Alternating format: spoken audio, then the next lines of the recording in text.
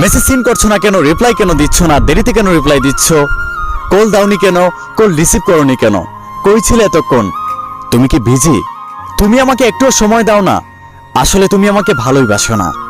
এই কথাগুলো একমাত্র আপনাকে সেই মানুষটাই বলবে যে মানুষটা সব সময় আপনার মেসেজ আর কলের অপেক্ষা করে। অনেকে আছেন প্রিয় মানুষটার মুখ থেকে এইসব কথা শুনে রেগে গিয়ে বলেন, তুমি কি আমাকে কিনে রাখছো, আমি কি তোমার গোলাম। এটা অনেকে বুঝতে চান না, এই পৃথিবীতে এত এত মানুষ থাকতে একটা মানুষ কেন আপনার জন্য চটফট করে। এটা অনেকে বুঝতে চান না, এই পৃথিবীতে লক্ষ কোটি মানুষের ভিড়ে সে নিজেই একটা মানুষের পুরো পৃথিবী। একটা সম্পর্ক টিকিয়ে রাখতে হলে একটু স্যাক্রিফাইস করতে হয়, আর একটু স্যাক্রিফাইস করলে কোনো ক্ষতি হয় না, বরং একটা সম্পর্ক আর দুইটা জীবন বেঁচে যায়। এটা অনেকে বুঝে না।